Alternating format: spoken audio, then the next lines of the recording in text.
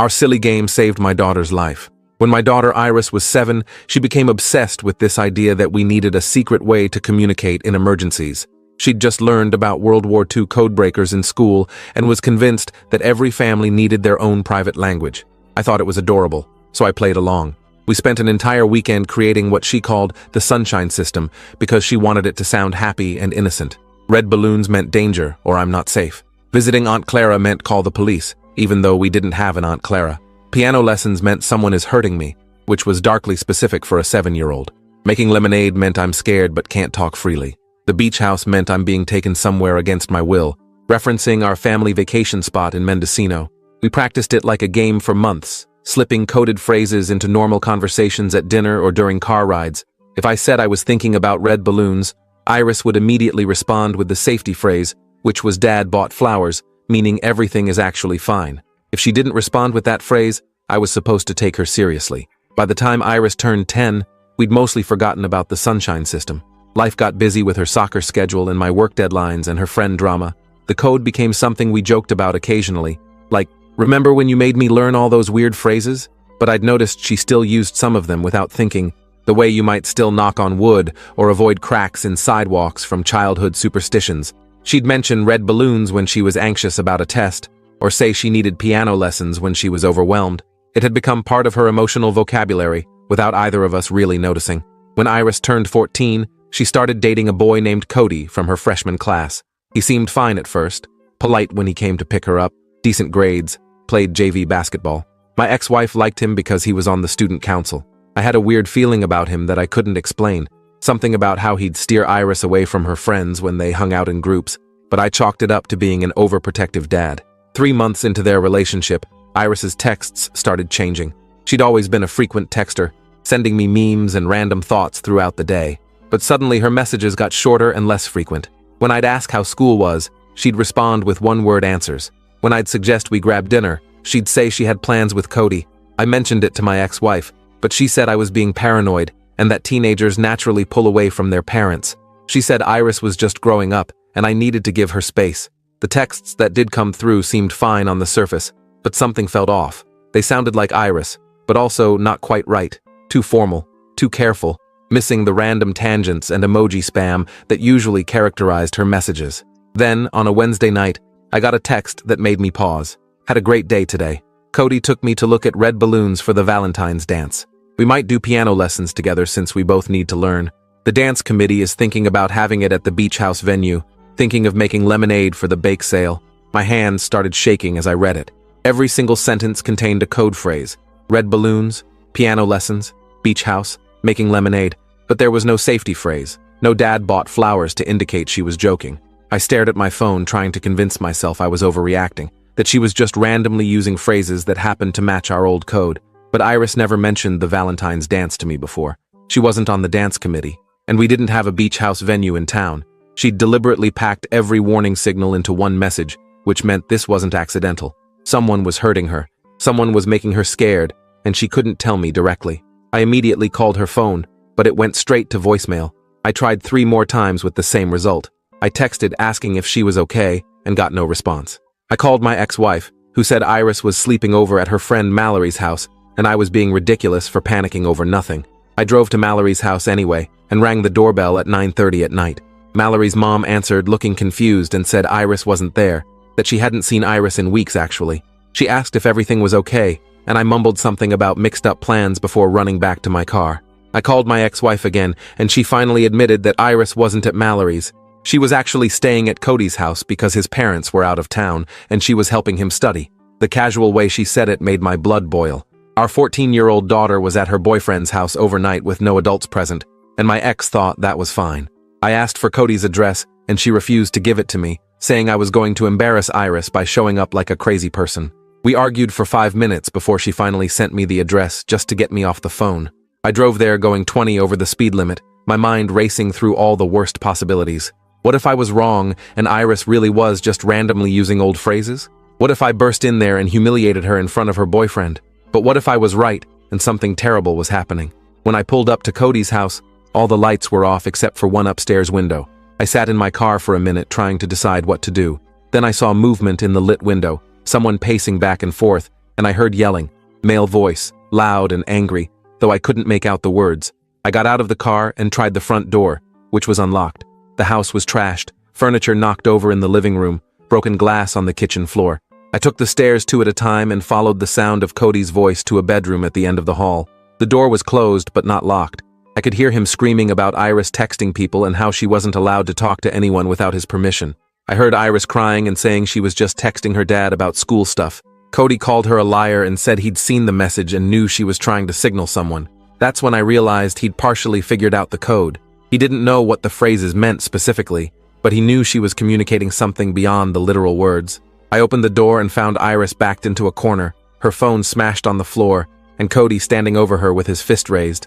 When he saw me, he lowered his hand and tried to switch to his polite tone, saying, "Hey, Mr. Wallace, we were just having a disagreement." But I could see the red mark on Iris's face where he'd already hit her. I told Iris to come with me right now, and Cody stepped in front of her, blocking my path. He said Iris didn't want to leave, that she was staying with him, and I needed to get out of his house. Iris was crying harder now and trying to move toward me, but Cody grabbed her arm and yanked her back. That's when I saw the bruises, dark purple marks running up her forearm in the clear shape of fingerprints. I stepped forward and shoved Cody hard enough that he stumbled backward and let go of Iris. She ran to me, and I positioned myself between her and Cody. He was yelling about how I couldn't just come into his house and assault him, that he was calling the police on me. I told him to go ahead and call them, that they'd be very interested in the bruises on my daughter's arm. We were backing toward the door when Cody's whole demeanor changed. The polite mask completely dropped, and I saw what Iris had been dealing with. Pure rage twisted his face as he grabbed a baseball bat from beside his desk. He said nobody was leaving until Iris admitted she was a lying bitch and apologized for trying to get him in trouble. I pushed Iris behind me and told her to run downstairs and get to my car. She hesitated, and I screamed at her to go now. She ran, and I heard her footsteps thundering down the stairs. Cody tried to get past me to follow her, and when I blocked him, he swung the bat at my head. I barely ducked in time and felt it whistle past my ear. He swung again, and this time connected with my shoulder, sending white-hot pain shooting down my arm. I tackled him before he could swing a third time, and we crashed into his desk, scattering papers and electronics everywhere. We fought on the floor, him trying to reach the bat, and me trying to keep him pinned. He was stronger than I expected, and managed to shove me off. I scrambled backward as he stood up with the bat raised again. That's when I heard sirens getting closer. Iris must have called 911 from my car. Cody heard them too and froze, the bat still raised above his head. His eyes darted between me and the window and the door, calculating whether he could finish what he started before the police arrived. I saw him make the decision to run. He dropped the bat and bolted past me, shoving me into the wall as he went. I heard him crashing down the stairs and then the back door slamming. By the time I made it downstairs, red and blue lights were flooding through the front windows, and 2 police officers were coming through the door with their hands on their weapons. I raised my hands and started explaining who I was and what happened, the words tumbling out in a confused rush. One officer went to check on Iris in my car while the other took my statement. Within minutes, more units arrived and started searching the area for Cody. An officer found him hiding in his neighbor's shed 20 minutes later. They brought him back in handcuffs, and he was yelling the whole time about how this was all a misunderstanding, and I'd attacked him in his own house. But then Iris showed the officers her bruises and told them about the months of escalating control and violence. They took photographs of Iris's injuries under the bright lights of the police cruiser, and I saw bruises I hadn't noticed before. Fingerprints on her upper arms, a faded black eye she'd covered with makeup, marks on her neck that were shaped like hands. The photographer documented everything while Iris stood there shaking and crying. The officers asked if we wanted to press charges, and I said yes immediately. One of them explained that with the physical evidence and the witnessed assault with the bat, Cody would likely be charged with multiple felonies including assault, battery, and false imprisonment. They took Iris's smashed phone as evidence and collected the bat from upstairs. A female detective arrived and took Iris to a separate car to give a more detailed statement. I watched through the window as my daughter described months of abuse while the detective took notes. My ex-wife showed up 30 minutes later, having gotten a call from one of the officers.